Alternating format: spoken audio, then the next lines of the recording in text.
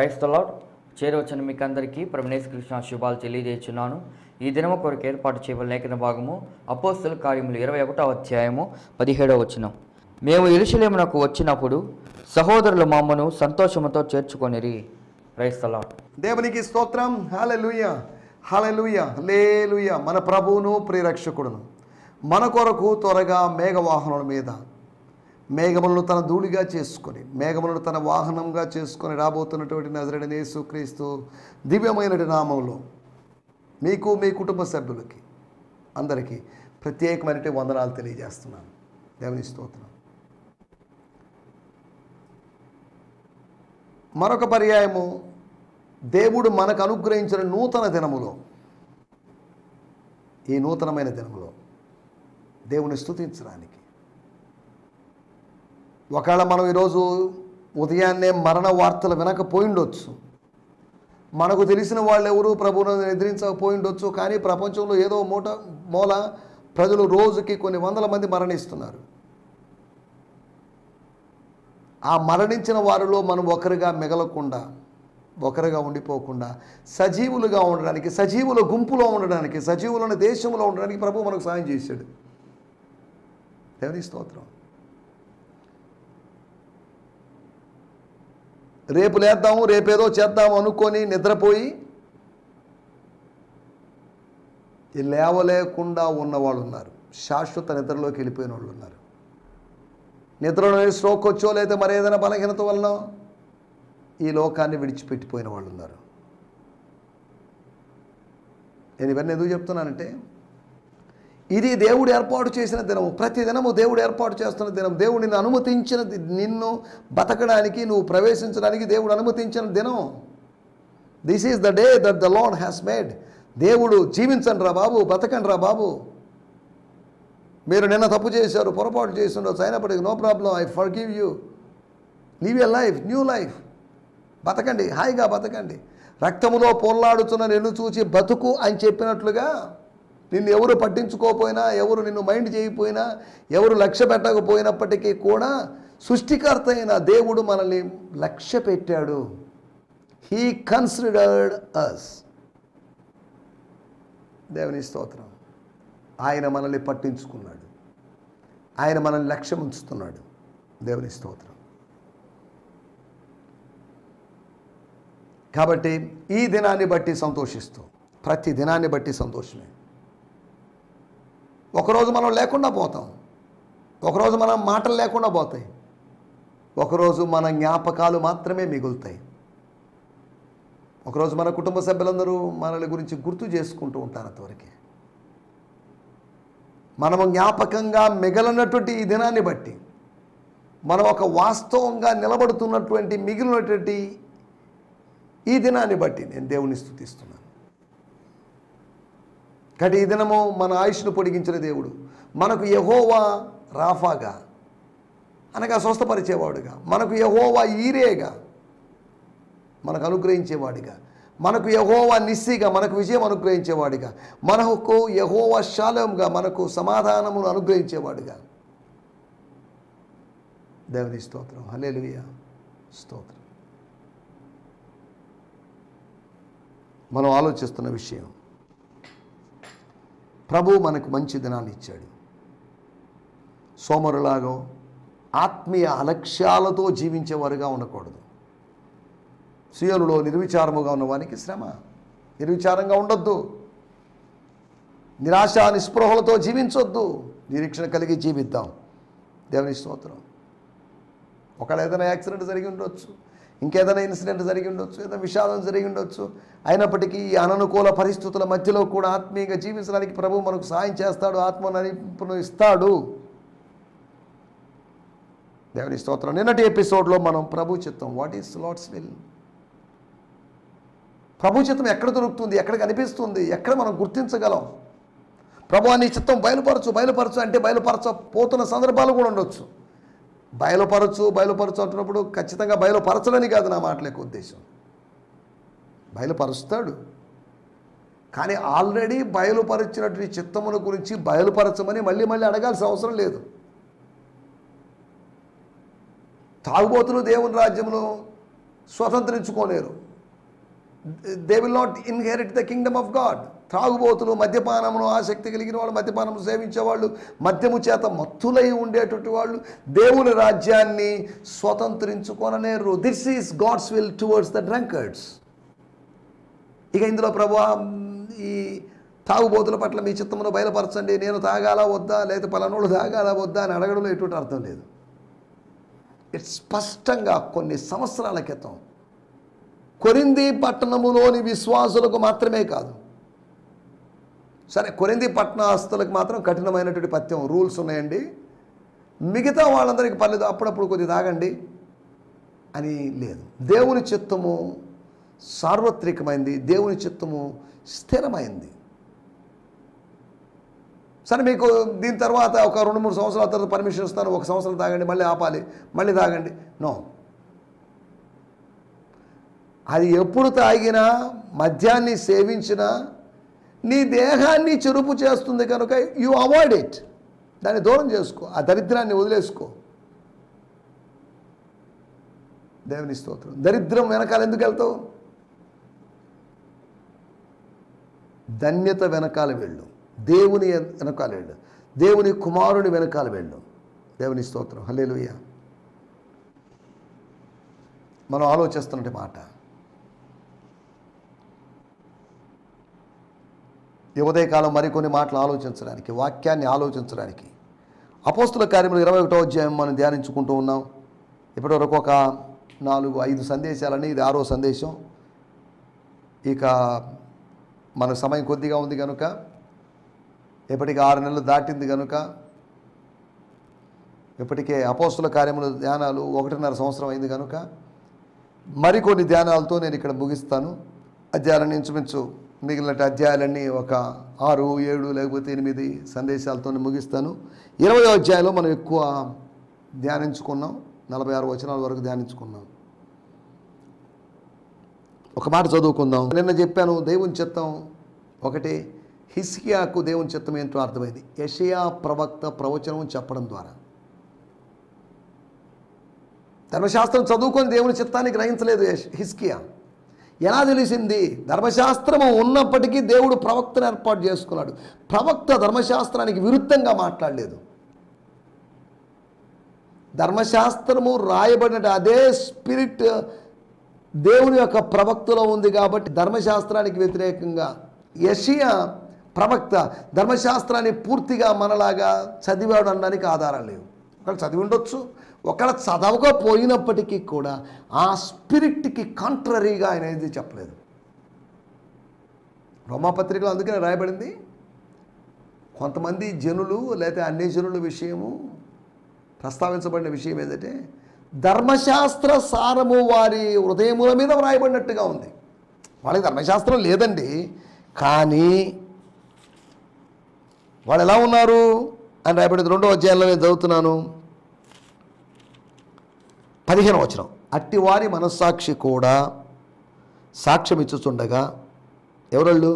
ధర్మశాస్త్రం లేని అన్ని జనులు స్వాభావికంగా ధర్మశాస్త్ర సంబంధమైన క్రియలు చేసినట్లు వారు ధర్మశాస్త్రం లేని వారైనను తమకు తామే ధర్మశాస్త్రమైనట్టుగా ఉన్నారు. తమకు తామే ధర్మశాస్త్రమైనట్టుగా ఉన్నారు. అట్టి వారి మనస్సాక్షి కూడా, వాళ్ళని గురించి చెప్తున్నాడు, సాక్ష్యం ఇచ్చుచుండగాను వారి తలంపులు ఒకదాని మీద ఒకటి తప్పు మోపుచు లేక తప్పు లేదని చెప్పుచుండగాను ధర్మశాస్త్ర సారము తమ హృదయములందు వ్రాయబడినట్లు చూపుచున్నారు. నేను చదువుతున్నాను, దేంట్లో వచ్చి కూడా చదివేసి కొద్ది ముందుకెళ్దాం. రోమిలకు రాసిన పత్రిక 2వ అధ్యాయము. It demonstrates that the requirements of the law are woven in to their hearts. అనగా ధర్మశాస్త్ర సారము లేకపోతే ధర్మశాస్త్ర సంబంధమైన రూల్స్ అండ్ రెగ్యులేషన్, నియమ నిబంధనలు వారి హృదయములో అల్లినట్లుగా, పెట్టబడినట్లుగా, ఉంచబడినట్లుగా ఉన్నాయి. They know what is right and wrong. మనకు తెలీదా మంచి చెడు తెలీదా? దానికి ఒక మతపరమైన ధర్మశాస్త్రమో లేదా మతపరమైనటువంటి గ్రంథం అవసరం లేదు. కానీ మతపరమైన గ్రంథం ఎందుకు ఇవ్వబడింది? పరిశుద్ధ గ్రంథం ఎందుకు ఇవ్వబడింది? We know what is right are wrong. ఆ రైట్ ఆర్ రాంగ్ అనే దాన్ని రైట్నైనా రాంగ్నైనా కన్ఫర్మ్ చేయడానికి, నిశ్చయిత, మరింత నిశ్చయిత కలిగించడానికి. for their conscience validates this law in their heart. Their thoughts correct them in one instance and commend them in another. దేవుని స్తోత్రం. ముందు వచనాల్లో ఎక్కడ ఉండొచ్చు? ధర్మశాస్త్ర సారము వారి హృదయముల మీద రాయబడినట్లు ఉంది. దేవుని స్తోత్రం. హల్లెలూయా. మనం గమనించాల్సిన విషయం. స్తోత్రం. ప్రభు చిత్తము మనం తెలుసుకోవాలి. హిజ్కియా ఎంత సైలెంట్గా ఉన్నాడో చూద్దాం. బబులోను చెరానో లేకపోతే ఇవన్నీ మనం అనుకున్న విషయాలు తెలియదు, ఆయనకి అవగాహన లేదు. సరే మీరు అన్నట్టు జరగనండి ప్రవక్త గారు, ఎందుకు మీతో నేను ఎందుకు ఆర్గ్యుమెంట్లోకి దిగడం, ప్రభు ఆజ్ఞ చొప్పున జరుగునుగాక. నాకెటాకు 15 సంవత్సరాలు ఆయుష్ ఇచ్చానన్నా కదా, ఏదైనా జరిగితే 15 సంవత్సరాల తర్వాత కదా జరిగేది, నేను అప్పుడు ఉండను, నేను బతికి ఉండను, అప్పుడు ఏం జరిగితే నాకేంటి అన్న దూరంలో మాట్లాడాడు. చెరపట్టబడడం అనేది దేవుని చిత్తం. Yes, going through the Babylonian captivity is God's will. అనగా ఐగుప్తు చెరలోకి వెళ్ళడం దేవుని చిత్తమే, ఐగుప్తు చెరలోంచి బయటికి రావడం దేవుని చిత్తమే, అష్షూరు చెరలోకి వెళ్ళడం దేవుని చిత్తమే, అష్షూరు చెరలోంచి బయటికి రావడం దేవుని చిత్తమే. అలాగని పాపపు చెరలో వెళ్ళడం దేవుని చిత్తం కాదు. కానీ పాపపు చెరలోకి వెళితే దానిలోంచి బయటికి రావడం దేవుని చిత్తం. సులువుగా చిక్కులు పెట్టు పాపము, దాన్ని తప్పించుకొని దానిలోంచి బయటపడాల్సిన అవసరం ఉంది. వెళ్ళడం దేవుని చిత్తం. నా నిమిత్తం ఎవరు వెళ్తారండి? హలో, ఒక కాన్ఫరెన్స్లో, ఒక సమావేశంలో దేవుడు అడిగాడు అనుకుందాం, హూమ్ షల్ ఐ సెండ్? నేను ఎవరిని పంపగలను, ఎవరిని పంపొచ్చు? Who is eligible for being sent? Who is trustworthy? నా పని నిమిత్తం ఎవరు వెళ్తారండి? రక్షణ లేని ప్రజలు లక్షల కొలదిగా ఉన్నారు, ఎవరు వెళ్తారు? Who will go? ఏమండి, ప్రవక్త గారు మీరు వెళ్తారా? ప్రవక్త భార్య గారు, సిస్టర్ గారు మీరు వెళ్తారా? ప్రవక్త పిల్లలారా మీరు వెళ్తారు? Who will go? No one is ready to go. ప్రవక్త అన్నారు, సార్ ఐఎమ్ రెడీ సార్. నా పెదవులు బలిపీఠం నుంచి వచ్చినటువంటి అగ్ని చేత కాల్చబడ్డాయి. నా మాటల్లో మార్పు, నా ఆలోచనలో మార్పు వచ్చింది. That's why I'm ready to go. ఇంతకుముందు నేను వెళ్ళేవాడిని కాదు, అగ్ని కాల్చినటువంటి అనుభవం ఉంది కనుక ఇప్పుడు మార్చుకున్నా నేను. దేవుని స్తోత్రం. హల్లెలూయా. వెళ్ళడం దేవుని చిత్తం. సేవకు వెళ్ళడమైనా, దేవుడు అనుమతించిన స్థలానికి వెళ్ళడమైనా దేవుని చిత్తం. మూడవది మరియ సమర్పణ. చూడండి, ఓ స్మాల్ యంగ్ గర్ల్, ఓ 15-16 సంవత్సరాల లోపు ఉన్నటువంటి కన్యక, లోక జ్ఞానము లేనటువంటి, జనరల్ నాలెడ్జ్ లేనటువంటి ఒక అమ్మాయి. ఆమె చెప్తున్న మాట, అది అవధూత గారిని చూసి వయసులో పెద్దవాడుగా, వృద్ధుడిగా కనిపిస్తున్నాడు, లేకపోతే నిత్యమనస్తుడిగా కనిపిస్తున్నాడు, ఎలా కనిపిస్తున్నాడు మనకు తెలియదు. సార్ గారు, అయ్య గారు, అంకుల్ గారు, దేవదూత గారు, మీకు వందనాలండి. I greet you in Jesus name, I greet you in Jehovah's name. మీరు ఏదేదో చెప్పారో నాకు అర్థం కాలేదు. సర్వోన్నతుని శక్తి నన్ను కమ్ముకుంటుంది అయ్యి అన్నారు. జరిగితే మంచిదేగా, జరగనివ్వండి. సర్వోన్నతుని శక్తి నన్ను కమ్మనివ్వండి, క్రీస్తు నాలో నుంచి రానివ్వండి. I'm ready. I commit my self. నేను ఎవరినో కాదు, నేను ప్రభు దాసురాల్ని. నేను దేవాలయంలో పరిచయం చేస్తున్నటువంటి జకరియా పాస్టర్ గారి దాసురాలని కాదు, వాళ్ళ సతీమణి గారైనటువంటి ఎలిజబెత్ అమ్మ గారి దాసురాలని కాదు, నేను ప్రభు దాసురాల్ని. I'm a maid or servant of the Lord. దేవుని స్తోత్రం. తర్వాత మికాయల్ గారు, అనగా మైకేల్ గారు అని చెప్పిన విషయం. ఈ మోషే శరీరముల గురించిన వాగ్వివాదం ఎందుకండి? ఒక విషయం చెప్తున్నాను, it's none of our business. ప్రభు నిన్ను గద్దించుగాక. దేవుని స్తోత్రం. హల్లెలూయా. వాదించొద్దు, డిబేట్లు చేయొద్దు, ప్రకటించండి. సవాళ్ళు విసరొద్దు, ప్రకటించండి చాలు. దేవుడు కార్యం చేస్తాడు. దేవుని స్తోత్రం. రండి మనం ఈ దినం కొరకు ఏర్పాటు చేయబడిన లేఖన భాగం చదువుకుందాం. ఎందుకంటే మన ముందు ఉన్నది 11 నిమిషాల సమయం ఉంది కనుక మనం చదువుకుందాం. ఒక మాట చదువుకుందాం. అపోస్తల కార్యములు 21వ అధ్యాయము 17వ వచనం. Book of Acts chapter 21 verse 17. మేము యెరూషలేమునకు వచ్చినప్పుడు సహోదరులు మమ్మల్ని సంతోషంతో చేర్చుకొనిరి. దేవుని స్తోత్రం. హల్లెలూయా. నేను చదువుతున్నాను బ్రయాన్ సిమ్మన్స్ గారి TPT ద ప్యాషన్ ట్రాన్స్లేషన్ చదువుతున్నాను. When we finally arrived in Jerusalem, the believers welcomed us with delight. వాడుక భాషలో కూడా మనం చదువుకుందాం. మేము ఫైనల్గా నానా తిప్పలు పడి ఇంచుమించు 3 సంవత్సరాల తర్వాత, ఏపీసీలోని 3 సంవత్సరాలు ఉండి ఇంచుమించు 4 సంవత్సరాల తర్వాత మేము అక్కడెక్కడ తిరిగి వచ్చాం. The believers welcomed us with delight. హ్యాపీగా.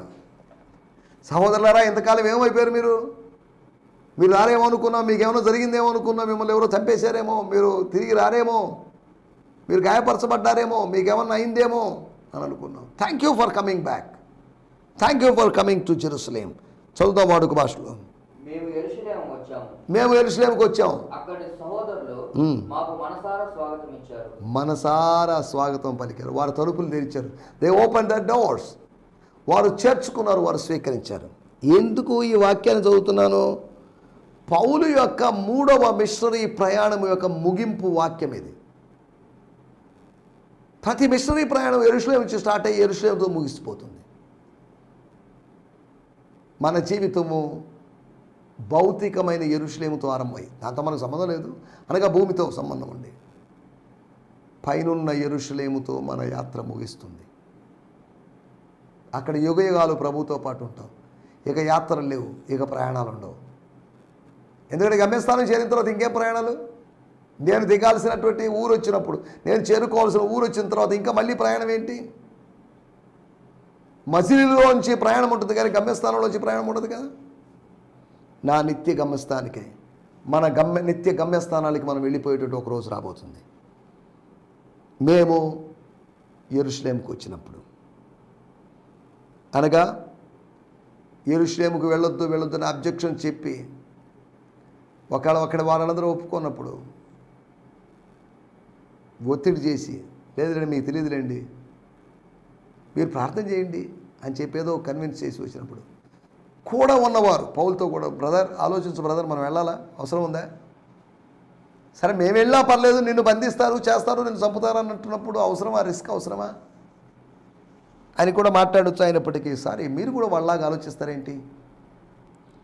మేము యెరూషలేమునకు వచ్చినప్పుడు సహోదరులు ఉన్నారు. యెరూషలేములో సహోదరులు ఉన్నారు. దేవునికి స్తోత్రం. యెరూషలేములో అపోస్తలులు ఉన్నారు అని 8వ అధ్యాయం చెప్పింది. యెరూషలేములో ప్రవక్తలు తయారైన అపోస్తల కార్యములు 11వ అధ్యాయం చెప్పింది. యెరూషలేములో ఒకప్పుడు సంఘం ఉంది. ఒకప్పుడు యెరూషలేములో విశ్వాసులు, అపోస్తలు అందరూ ఉన్నారు, యూదులు అందరూ ఉన్నారు. తర్వాత కొంతకాలానికి అపోస్తలు మాత్రమే ఉన్నారు. తర్వాత ప్రవక్తలు ఉన్నారు. తర్వాత ఇక్కడ సహోదరులు ఉన్నారు. Brothers are there. 14వ అధ్యాయం 28వ వచనంలో, 18వ అధ్యాయం 22వ వచనంలో, ఇవన్నీ 14వ అధ్యాయం 28వ వచనం మొదటి మిషనరీ జర్నీ యొక్క ముగింపు. 14వ అధ్యాయం 28వ వచనం చదువుతున్నాను.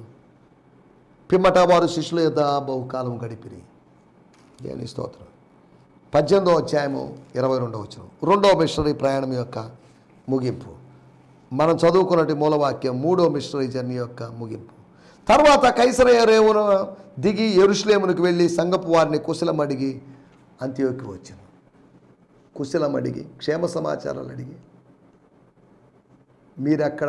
మీరిక్కడ మేము అక్కడ ఉండొచ్చు, మేము రకరకాల ఊళ్ళు తిరిగాము, వి ప్రేడ్ ఫర్ యూ అని చెప్పి ఉండొచ్చు. సరే, దేవునికి స్తోత్రం. ఇక్కడ రాయబడిన మాట, మమ్మను సంతోషంతో చేర్చుకున్నాం. Why there is gladness? Why the disciples are the brothers were in delight? సహోదరులు సంతోషించడానికి కారణం ఏంటి? కారణం లేదా? వాటి గురించి మనం మాట్లాడుకుందాం. మొట్టమొదటి మాట, వారు సంతోషించడానికి కారణం సహోదర ప్రేమను బట్టి. According to the brotherly love వారిలో పరిశుద్ధాత్మ ద్వారా కుమ్మరించబడినటువంటి ఆ సహోదర ప్రేమను బట్టి, ఆ ఫిలియో ప్రేమను బట్టి, ఆ అగాపే ప్రేమను బట్టి, దేవుని స్తోత్రం, హల్లెలూయా. గమనించండి, సంతోషం మనలో ఉంచినటువంటి, మనలో పోయబడినటువంటి సహోదర ప్రేమను బట్టి. రెండవది 21వ అధ్యాయంలోని 17వ వచనం మనం గమనిస్తే, సహోదరులు వచ్చారు, మమ్మల్ని చేర్చుకున్నారు. మరునాడు పెద్దలందరూ అక్కడికి కూడి వచ్చారు. సహవాసం, ఓ ఫెలోషిప్ జరుగుతుంది.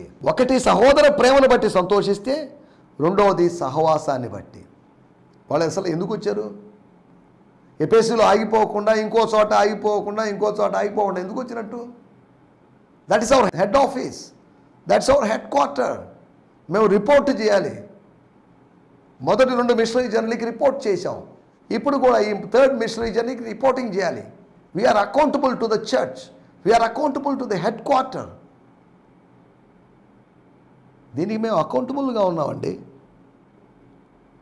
దేవుని స్తోత్రం, హల్లెలూయా. రెండోది వాళ్ళ సహవాసాన్ని బట్టి. They missed this fellowship. ఈ సహవాసాన్ని మిస్ అయిపోయారు. ఇప్పుడు మళ్ళీ సహవాసం పొందుకున్నారు. యెరూషలేములో అనేకమైన మార్పులు జరిగి ఉండొచ్చు. ఇంచుమించు AD 61, 62 అయిండొచ్చేమో. చూడండి, ఎన్ని మార్పులు వచ్చినప్పటికీ పరిచర్య మాత్రం కొనసాగుతూనే ఉంది. యెరూషలేము పరిచర్య ఏమైపోతుందని కంగారు పడలేదు. యెరూషలేము పరిచర్య గురించి మనం వరీ కావాల్సిన అవసరం లేదు. God will take care of that ministry. But we're thinking about the ministry among the Gentiles, ministry away from Jerusalem or Judea, సమరయ ఆర్ గలిలియా, లేకపోతే uttermost parts of the earth. దేవుని స్తోత్రం, హల్లెలూయా. మూడో విషయాన్ని నేను మీకు జ్ఞాపకం చేస్తాను. 21వ అధ్యాయము 19వ వచనం. అతడు వారిని కుశలం అడిగి తన పరిచర్య వలన దేవుడు అనుచరులకు జరిగించిన తన పరిచర్య వలన, వాళ్ళ పరిచర్య వలన, పౌలు పరిచర్య వలన, లేదా మా టీం యొక్క పరిచర్య వలన, మా అందరి సమిష్టి పరిచర్య వలన దేవుడు అన్యజనుల్లో జరిగించిన వాటిని వివరముగా తెలియజెప్పాను. దేవుడు నీ ద్వారా, నా ద్వారా అన్యజనుల మధ్యలో కార్యం చేస్తాడు. ఒక మీడియేటర్గా నువ్వు ఉన్నావు, ఓ మీడియేటర్గా నేనున్నాను. నీ ద్వారా, నా ద్వారా దేవుడు కార్యాలు చేస్తూ ఉన్నాడు. దేవుడు డైరెక్ట్గా కార్యాలు చేస్తాడు. అదే సమయంలో నీ ద్వారా, నా ద్వారా కూడా కార్యాలు చేస్తున్నాడు అనే సంగతి గుర్తుపెట్టుకుందాం. స్తోత్రం. దేవుడు చేసిన కార్యాన్ని బట్టి, ఎవరి మధ్యలో? అన్యజనుల మధ్యలో, యూదేతరుల మధ్యలో జరిగించిన కార్యాన్ని బట్టి. దేవుని స్తోత్రం. ఒకటి, వాళ్ళ సంతోషానికి కారణం ఏంటంటే సహోదర ప్రేమ. సహోదర ప్రేమ లేనప్పుడు వాడు వస్తే ఏమి, రాకపోతే సస్తే ఏమి, అంతే అనే ధోరణిలో ఉంటాం. సహోదర ప్రేమను బట్టి సంతోషిస్తూ, సహవాసాన్ని బట్టి సంతోషిస్తూ. మూడవది, సృష్టికర్త యొక్క కార్యాన్ని బట్టి సంతోషించి, ఆయన చేసిన కార్యాలను బట్టి. సామెతల గ్రంథం 8వ అధ్యాయంలో ఆయన చేసిన పరలోకాన్ని బట్టి నేను చూస్తున్నాను, ఆనందిస్తున్నాను. జ్ఞానము చెప్పినట్లుగా మనం అక్కడ చూస్తున్నాం. స్తోత్రం, హల్లెలూయా. 4వ విషయం నేను చెప్పి ముగించేస్తాను. 21వ అధ్యాయము 19వ వచనం. దేవుడు ఓకే అన్యజనులలో జరిగించిన వాటిని, అన్యజనుల మధ్యలో ఏదో జరిగింది. అన్యజనుల మధ్యలో యూదులకు జరిగినట్టుగా సున్నతి జరగలేదు. అన్యజనుల మధ్యలో జరిగిన విషయం ఏంటంటే ఆత్మ సంబంధమైన సున్నతి జరిగింది. సువార్త ద్వారా సున్నతి జరిగింది. సువార్త ద్వారా, శరీరమునకు కాదు, సువార్త ద్వారా ఆత్మకు సున్నతి జరిగింది. దేవుని స్తోత్రం. సువార్త ఖడ్గము ద్వారా ఆత్మకు సున్నతి జరిగింది. ఆత్మ ఖడ్గం. సువార్త అంటే వాక్యం, వాక్యం అంటే ఆత్మ ఖడ్గం, ఆత్మను పొడిచేటువంటి ఖడ్గం, ఆత్మ లోపలికి దూసుకుపోయే ఖడ్గం, ప్రాణాత్మలను విభజించున్నంత మటుకు దూరే ఖడ్గం ఇది. దేవుని స్తోత్రం, హల్లెలూయా. మనం ఆలోచిస్తున్న మాట, సంతోషించారు సహోదరులు. సనుక్కున్నారని కాదు, సంతోషించారు. ఎంత సంతోషమైంది. 20 సంవత్సరాల తర్వాత యాకోబు ఏశావు కలుసుకున్నారు, ఒకరినొకరు కౌగిలించుకున్నారు. ఎంత సంతోషం. శత్రుత్వం వాళ్ళకి గుర్తు రాలేదు. ఎంత మోసం చేసినా వాడు నా తమ్ముడేగా, ఎంత జ్యేష్ఠతో పక్క హక్కును దొంగలించినా వాడు నా తమ్ముడేగా, నో ప్రాబ్లం. ఏమో అన్నయ్య కదా, కోప్పడితే మాత్రం ఏంటి. వాళ్ళిద్దరి మధ్యలో పగలు లేవు, ప్రతీకారం లేదు, వాళ్ళిద్దరి మధ్యలో ప్రేమ ఉంది, సహోదర ప్రేమ. సహోదర ప్రేమను బట్టి, రెండవది సహవాసాన్ని బట్టి, వాళ్ళ మధ్యలో ఏర్పడుతున్నట్టు స్పిరిచువల్ ఫెలోషిప్ని బట్టి, మూడవది సృష్టికర్త యొక్క కార్యాన్ని బట్టి, దేవుడు చేస్తున్నట్టు కార్యాలను బట్టి వాళ్ళు సంతోషించారు. పోనీలేండి, యెరూషలేములో కార్యాలు జరగకపోయినా బయట జరుగుతున్నాయి, అన్ని జనుల మధ్యలో జరుగుతున్నాయి. ఆత్మీయుల మధ్యలో జరగకపోయినా అన్ని జనుల మధ్యలో జరుగుతున్నాయి. ఎవరో ఒకరి మధ్యలో దేవ కార్యాలు జరగనివ్వండి అని వాళ్ళు సంతోషించారు. దేవ కార్యాలు జరిగితే మనం సంతోషించాలి. విమర్శించారు, అది ఎందుకు జరిగింది, ఇది ఎందుకు జరిగింది, అలా జరిగే అవకాశం లేదే, ఇలా జరిగే అవకాశం లేదే, అది మొదటి శతాబ్దంలోనే కదా, ఆగిపోయినాయి కదా అని చెప్పి పిచ్చి పిచ్చి వాదనలు మనం తీసుకొని రాకూడదు. నాలుగో విషయం, జరిగినటువంటి సేవను బట్టి. దేవుడు చేస్తాడు, కానీ వెళ్ళేవాళ్ళు ఎవరు లేకపోతే దేవుడు ఎవరి ద్వారా చేస్తాడు. దేవునికి శరీరం లేదు, మనము దేవుని శరీరంగా, మనం దేవుని చేతులుగా, దేవుని కాళ్ళుగా మనం ఉపయోగపడినప్పుడు దేవుడు మన ద్వారా కార్యం చేస్తాడు. కాబట్టి ఒక సంతోషానికి ఉన్నటువంటి 4 కారణాలు చూసాం. సంతోషానికి ఉన్నటువంటి కారణాలు సహోదర ప్రేమని, సహవాసమని, సృష్టికర్త కార్యమని, అంతేకాకుండా జరిగిన సేవ అని మనం చెప్పుకున్నాం. కాబట్టి అట్టి సంతోషంతో, ఆత్మ సంబంధమైన సంతోషంతో ముందుకు సాగడానికి, ప్రభువులో సంతోషిస్తూ ముందుకు సాగడానికి ప్రభువు మనకు సహాయం చేయనుగాక. ఈ సందేశము మీకు ఆశీర్వాదకరంగా ఉందని నమ్ముచున్నాము. ప్రార్థన అవసరతల కొరకు మమ్మల్ని సంప్రదించవలసిన మా చిరునామా గిద్యోన్ మిషన్ చర్చ్, 6వ వీధి, శాంతినగర్, నెల్లూరు 4, ఆంధ్రప్రదేశ్. పిన్ 524004. మా ఫోన్ నంబర్లు 7036443613 మరి ఒక నంబర్ 9392293010. మా ఈమెయిల్ ఐడి gfihmi2015@gmail.com. దేవుడు మిమ్మును ఆశీర్వదించునుగాక. ఆమేన్.